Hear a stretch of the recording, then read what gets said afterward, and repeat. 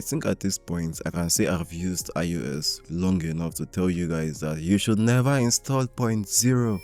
They always come out so buggy. I mean, 17.0 was crazy buggy. 18.0, same. On the iPhone 16 series, the so-called almighty latest series, there were issues with the macro camera on 4K with the new so-called ultra-wide 48 megapixel lens. We also had issues with the touch screen itself. Yeah, the responsiveness of the display was affected by 18.0.0, emphasis on that. As a matter of fact, performance issues were noticed by across every lineup. I released a video back then telling you guys do not install iOS 18, and I was right. Like I said, people told me I was overdoing this, but when you compare the transition and distinction between 18.0 and 18.0.1, which Apple released barely a week ago, you'd see I was right all along. Because 18.0 was fluid, it was okay, but it took too much resources. Like, it took a lot to be okay, unlike 18.0.1, and I'll prove it to you guys.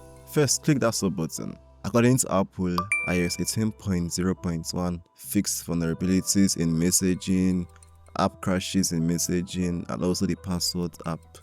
But for me, what I care about is the performance boost, very heavy across every single products using Apple Silicon, from the iPhones to the Mac to the iPads. Even the iPad M4 Pro bricked. It got bricked with 18.0 iPadOS. So iPadOS 18.0.1 also fixed the issue on the iPad.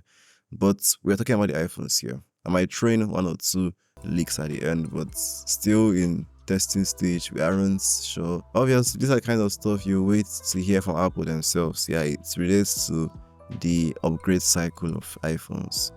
Now, you see, when I ran a Geekbench test on my iPhone with the A15 Bionic and 5-core GPU, you'd see up to 300 to 200 improvements in the multi-core, which is crazy. I mean, the 13 Pro Max almost behaves like a 14 Pro Max that's been heavily throttled. That's very impressive, yeah, because it's crazy. How do you get 6,000 on multi-core on benchmarks for a phone with battery health that's almost 80%? That's an improvement. That's what I call improvements. Before, I could barely even get 5,700 on multi-core with the regular 18.0, and every single 18 beta, yeah, it's always iOS 17.6, 17.7 that could give me this level of performance, which is why I was really considering sticking to iOS 17 and not upgrading to iOS 18. But I'm glad that now on 18.0.1 we have performance boost. And funny things that I run one of those tweaks you guys have been popularizing from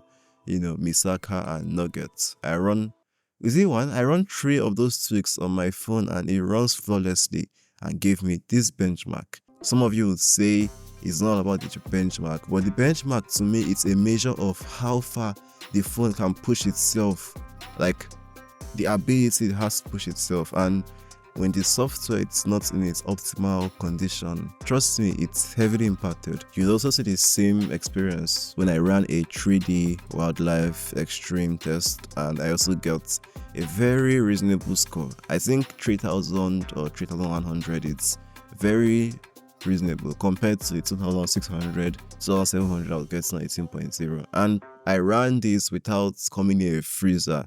Yeah, before you guys tell me freezer test, there is no such thing here. As far as security updates goes, there is one key thing in messaging that I should tell you guys about. You see, there was this bug where we are trying to record an audio message on iMessage. It starts recording first before showing you that yellow indicator for your microphone being active. So those few seconds it records for without showing you that thing is a security breach. You should always know the moment, the instant your microphone is working. So Apple has made it in such a way that instantly it shows up once recording begins taking place, which is a very nice thing to include. I mean, I could literally hack you and hear some seconds of your voice without you knowing your microphone is showing. Yeah, I know you can hack iPhones, but theoretically, no modem updates in this version. Just plain old bug fixes, key bug fixes. So you don't really see any UI changes. But I'm glad to tell you that even battery life has been significantly improved on this 18.0.2. And so if you haven't installed it, get on with it. What are you waiting for? Yeah, I noticed a lot of people are still 18.0 and complain about bugs. You should install 0.0.2 and straight away. Same goes for the Mac.